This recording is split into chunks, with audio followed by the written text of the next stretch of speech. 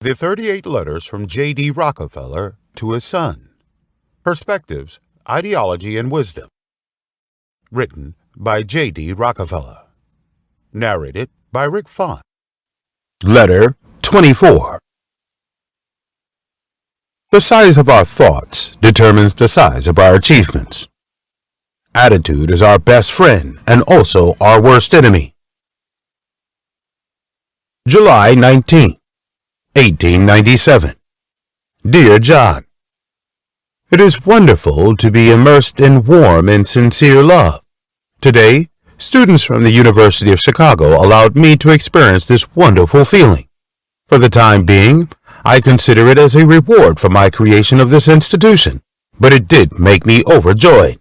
Sincerely speaking, before I decided to invest in the establishment of this university, I never expected to be treated like a saint.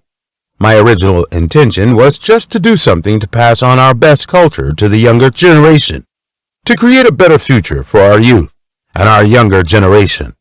It now appears that my goal has been achieved. This is the wisest investment I have made in my life. The young people at the University of Chicago are very cute.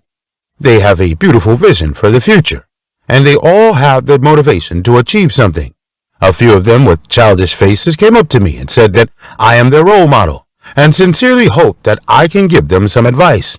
I accepted their request and advised the future Rockefellers. Success is not measured by a person's height, weight, education, or family background, but by the size of his thoughts. The size of our thoughts determines the size of our achievements.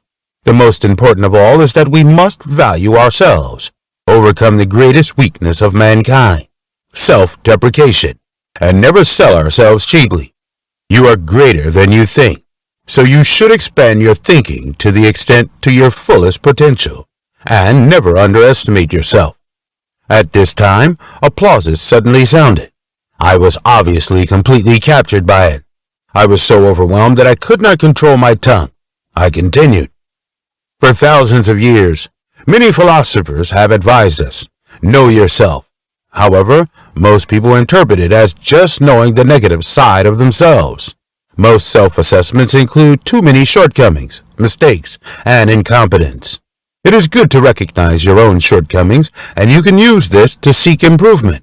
However, if we only recognize the negative side of ourselves, we will fall into chaos and make ourselves worthless.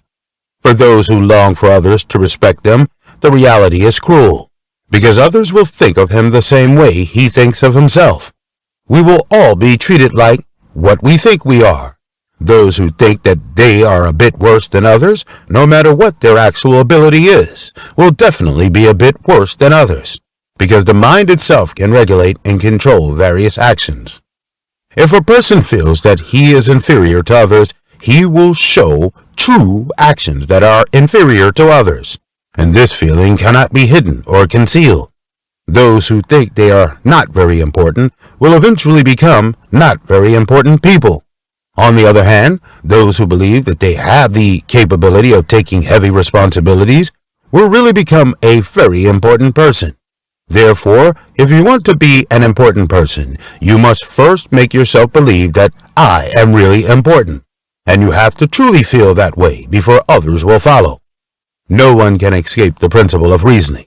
How you think will determine how you act, and how you act will determine how others think about you.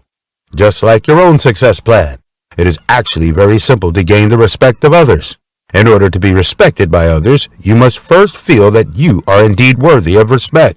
And the more you respect yourself, the more others will respect you. Please think about it. Do you respect those who wander in the dilapidated streets? Of course not. Why? Because those rascals do not value themselves at all. They will only let their inferiority corrode their souls and eventually give up on themselves. A person's self-esteem is the core of his personality. What land of person you think you are will make you become that person. Everyone, no matter where he lives, whether he is unknown or prominent, civilized or barbaric, young or old, has a strong desire to become an important person.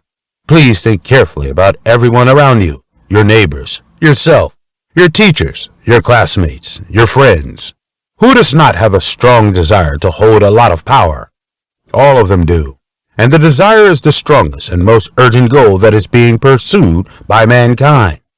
However, why do people often turn this achievable goal into an unachievable dream?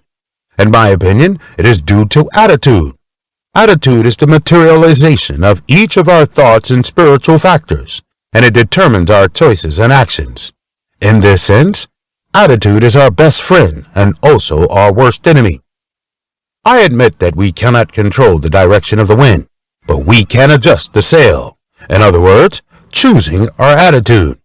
Once you choose to value your own attitude, those cowardly thoughts that degrade yourself, demoralize your will, corrodes your confidence, and encourage you to give up on yourself, such as, I am a useless person, I am a nobody, I have no say, I am worthless, and so on, will disappear and be replaced by the resurrection of the mind.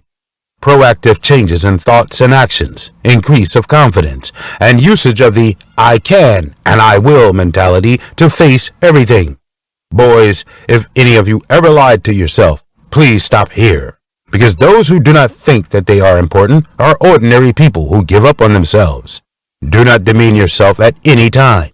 You must first choose your own assets or advantages. Ask yourself, what are my strengths?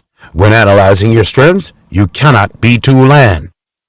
You have to focus on your strengths and tell yourself that you are better than you think. You must have a foresight and see the future potential for development, instead of just looking at the current situation and having lofty expectations of yourself. Always remember this question. Will important people do this?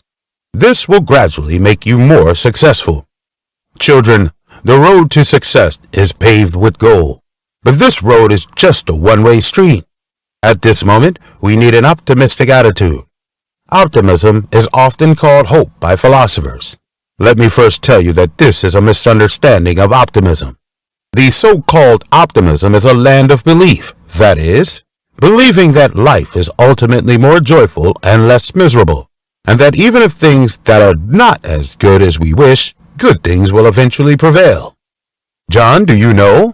In my impromptu speech in just 10 minutes, I actually received 8 rounds of applauses. It is a pity that too much applause interfered with my chain of thoughts. I have an important point that was driven away by the applause. That is, improving your thinking ability will help you improve the standards of various actions and make them more effective. But I am still very happy that my tongue actually carries such a big charm. Love, your father.